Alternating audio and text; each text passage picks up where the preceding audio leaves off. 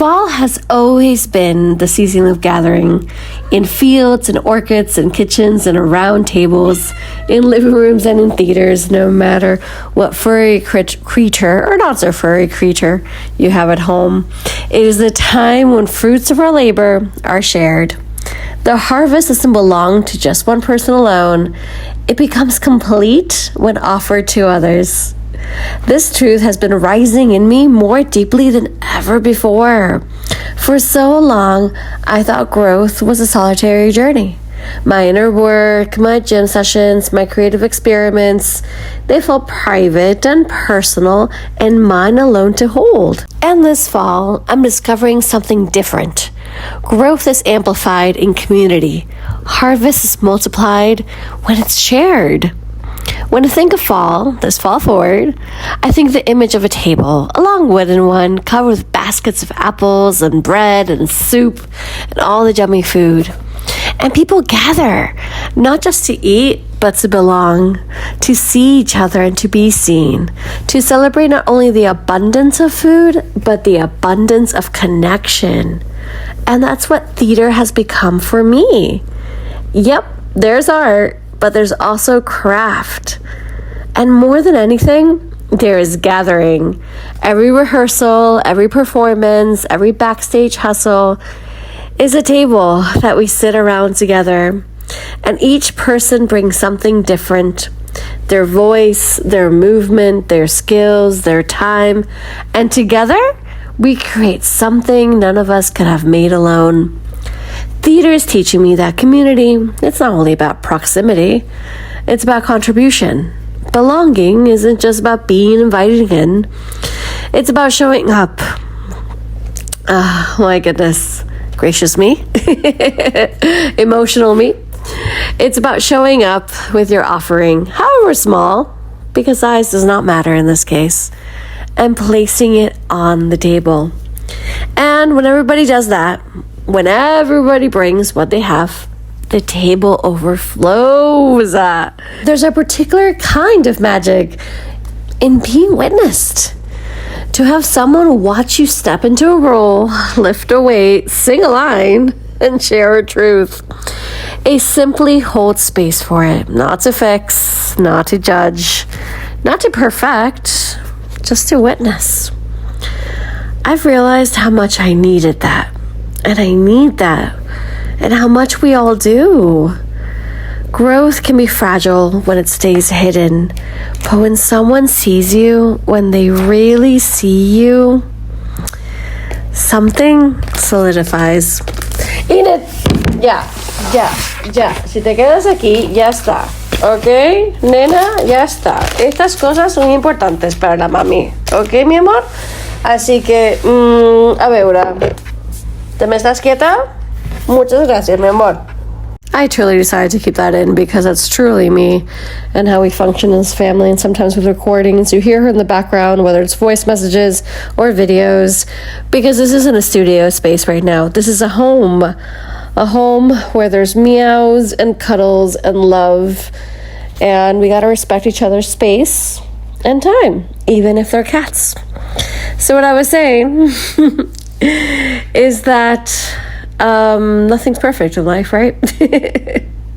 Seriously, when someone sees you, really sees you, something solidifies. And that moment becomes real, and the effort becomes anchored. And the gift, it's double-edged. Being witness gives strength, but witnessing others gives joy. And even though I prefer to witness others because it gives me the most joy, happiness, magical vibes every time I step into theater, every time I step into choir, every single time I step on a stage and I see others just shine brightly, you can catch me in so many videos of me just smiling through and through, or even crying at the performances. I have to learn to, be witness, first of all, so I can have that strength too.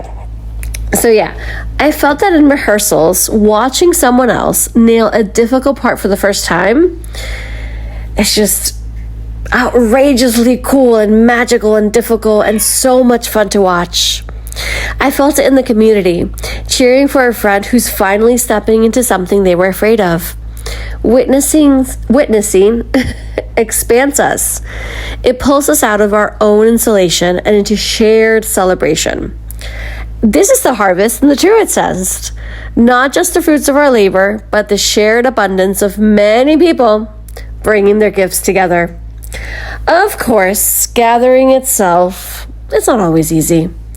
To share your harvest, you have to risk vulnerability. And don't I know this October? Don't I know this? Because I'm about to be super duper vulnerable on stage this month. And oh my gosh, the feels, the tears, the therapy sessions, the trifecta of like figuring out what pattern this is and understanding myself and giving myself grace, but at the same time it's like, go do it because you're like in a safe space. Oh my goodness gracious, not easy at all.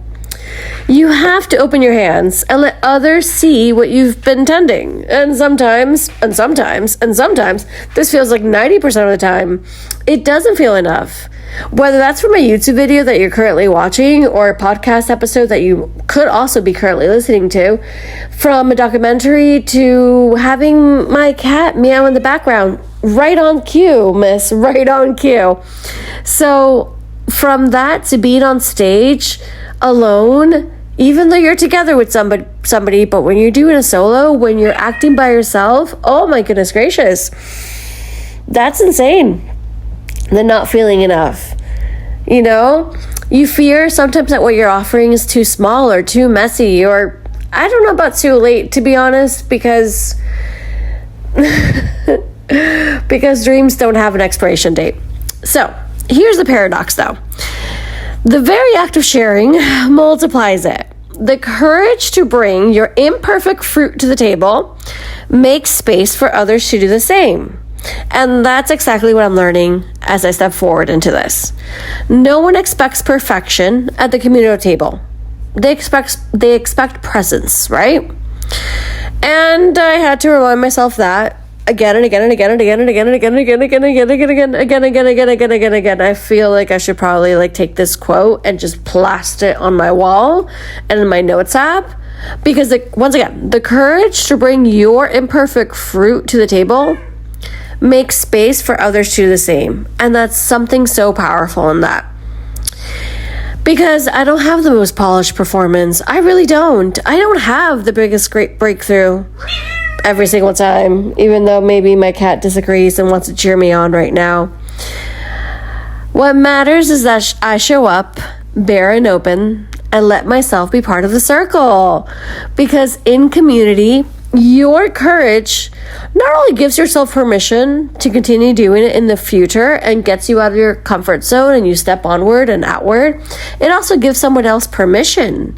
Your openness unlocks theirs. So, as I wrap up, I wonder for you, dear listener, wherever you are, however you are listening to this, in whatever stage you find yourself, whether that's literally in theater or not, I give you this. Where are you gathering this season? Who are the people you're sitting at the table with? What are you bringing to share, even if it feels small? And equally important, who is witnessing?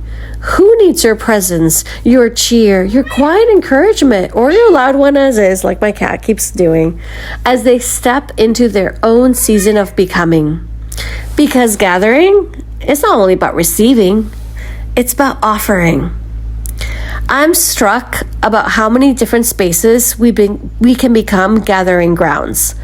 For me, it's the theater. It's the gym too, in its own way, a place where bodies move side to side, each person chasing their own strength, but still feeding off from the shared energy of the room.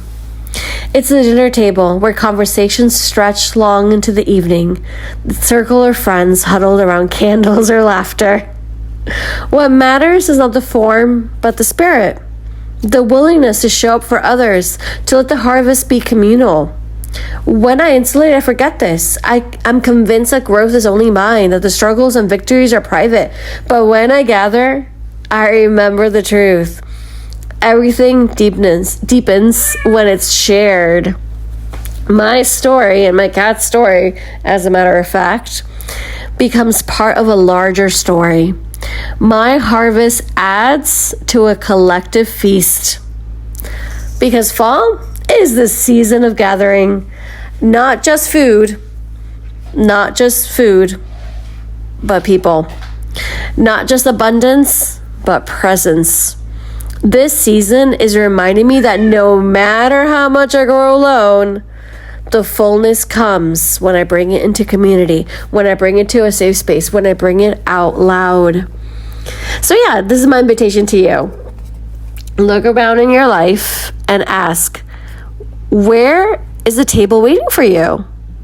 Who are the people waiting for your presence, your story, your laughter, and your imperfect offering? And once you found them, sit on down, share what you have, witness what they bring. Let yourself be multiplying community, because harvest is never meant to be hoarded. It is meant to be gathered together.